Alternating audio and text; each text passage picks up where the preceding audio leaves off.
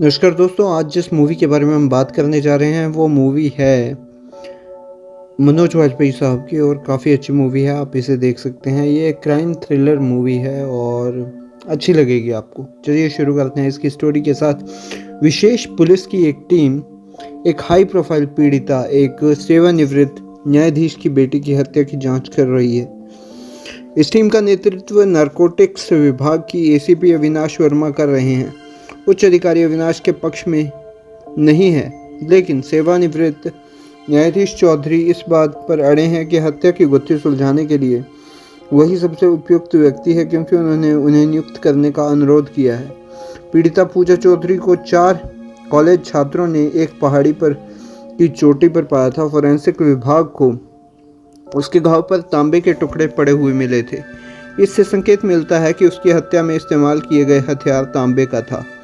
अधिकारियों का तर्क है कि हत्या का मकसद निजी था और हत्यारा कोई एक ऐसा व्यक्ति है जो पूजा को जानता था। पूजा आखिरी बार अपनी सबसे अच्छी दोस्त कविता के घर कुछ दिखाने गई थी, लेकिन कविता पुणे गई हुई थी और कुछ देर हो जाने के कारण पूजा ने कविता के घर रात बिताई थी। कविता के पति रवि विधायक हैं। पूजा के आने पर वह और नौकर दादू वहां मौजूद थे। वर्मा जांच पड़ताल शुरू करता है और पूजा को जानने वाले हर रिश्तेदार से पूछता है। ऋषभ, करीबी दोस्त और उसकी प्रेमिका किया, उसका परिवार और रवि की पत्नी कविता, जो सीढ़ियों से गिरकर कोमा में चली गई, उसके संपर्क में असामान्य संदिग्ध सनी श्रीकांत। वर्मा को पता चलता है कि रवि का पूजा की मौत से संबंध है और सनी इसमें उसका सहयोगी है। हालांकि सनी को पकड़ते समय वह एक विरोधी गिरोह के द्वारा मारा जाता है और वर्मा घायल हो जाता है। ठीक होने के बाद वह रवि मीडिया और पुलिस द्वारा लगाई गई बाधाओं के बावजूद सच्चाई का पता लगाने के लिए आगे बढ़ता है। वर्मा समय पर केस खत्म कर देता है। सारी कहानी सबके सामने आ जाती है। पूजा और ऋषभ के बीच में अफेयर था, जिसका पता ऋषभ की मंगेतर को किया को चल जाता है। क्रोधित होकर जब उसे पता चलता है कि पूजा कविता के घर पर है, तो वह उससे मिलने जाती है और मांग करती है कि पूजा ऋषभ को अकेला छोड़ दे।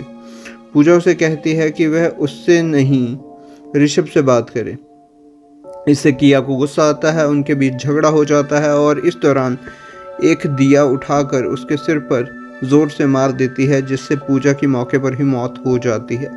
यह जानकर कि अभी क्या हुआ, वह डर के मारे वहां से भाग जाती है। इसके बाद ऋषभ प्रवेश करता है और वहां से भाग जाता है। रवि प्रवेश करता है और पूजा को मृत अवस्था में पाता है। इस गड़बड़ स्थिति से बचने की अवस्था में वह अपने संपर्कों की मदद लेता है, जिसमें सनी भी शामिल है। कविता प्रवेश करती है और डर जाती है, जिससे रवि को बहुत बड़ा धक्का लगता है। तो दोस्तों, ये थी इस मूवी की स्टोरी। आपको ये मूवी कैसी लगी? अगर आपने देखी हो तो कमेंट बॉक्स में लिखिए। ये था मेरा रिव्यू। मैं मिलता हूँ आपको किसी और मूवी की रिव्यू के साथ। तब तक के लिए बाय।